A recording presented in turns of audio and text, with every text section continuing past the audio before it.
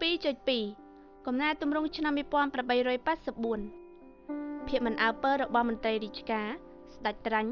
សក្តិភូមិខ្មែរចំពោះកម្មវិធីដែលបារាំងបានដាក់ចុះក្នុងឆ្នាំ1877បានធ្វើឲ្យអាជ្ញាធរបារាំងក្រៀវក្រោធខាងយ៉ាងខ្លាំងនៅឆ្នាំ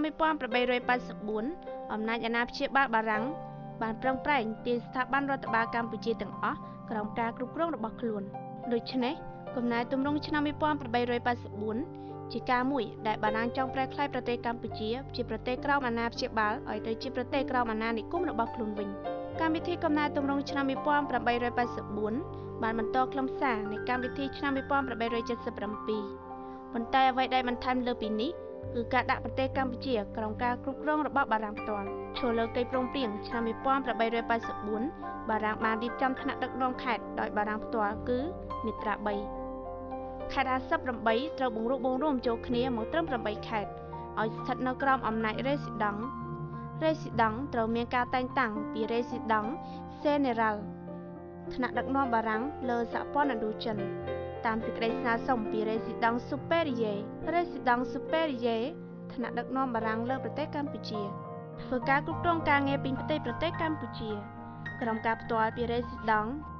សេនេរ៉ាល់ពេលនោះព្រះមហាក្សត្រកម្ពុជាលែងមានសិទ្ធិសម្រេចអ្វីទៀតហើយក្រៅពីចាំទទួលនិងយល់ព្រមរាល់សេចក្តីសម្រេចរបស់រេស៊ីដង់ស៊ូប៉េរីយ៉េក្នុងការបំពេញការងារដឹកនាំ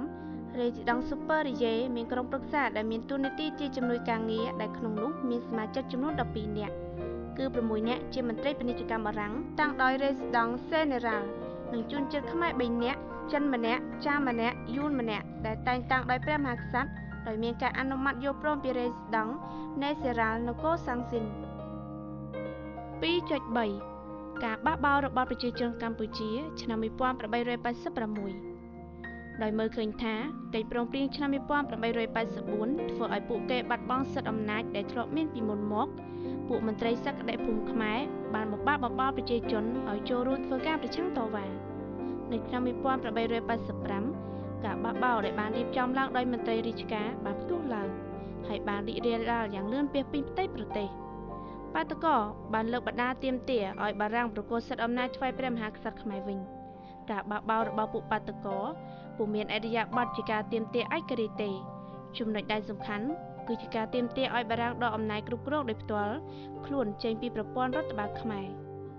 ដោយមិនចង់ឲ្យការបះបោរនេះប្រែក្លាយជាការបះបោរទាមទារឯករាជ្យជាតិបារាំងបានសម្របសម្រួលនឹងមន្ត្រីរាជការដើម្បីធ្វើការចរចារកដំណោះស្រាយនៅឆ្នាំ1886កិច្ចព្រមព្រៀងបានឈានទៅដល់ការចុះហត្ថលេខាទ្វេភាគីបារាំងខ្មែរក្រោយការចុះហត្ថលេខាប្រជាជនបានបញ្ឈប់ការបះបោរយ៉ាងឆាប់រហ័សដោយអាស្រ័យទៅនឹងកិច្ចព្រមព្រៀងឆ្នាំ1886ព្រះមហាក្សត្រនិងមន្ត្រីរាជការខ្មែរបានទទួលមកវិញនូវតួនាទីក្នុងរដ្ឋបាលចាប់ពីថ្ងៃទី1ខែមករាឆ្នាំ1887ប្រព័ន្ធរដ្ឋបាលកម្ពុជាត្រូវបានស្ដារឡើងវិញរេស៊ីដង់ស៊ូប៉េរីយ៉េបារាំងនៅក្នុងប្រទេសកម្ពុជា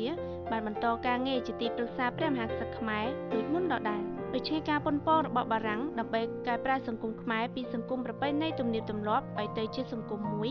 ដែលមានបែបផែនផលិតកម្មមូលធននិយមប្រព័ន្ធទីផ្សារសេរីបានទទួលបរាជ័យជាលើកទី2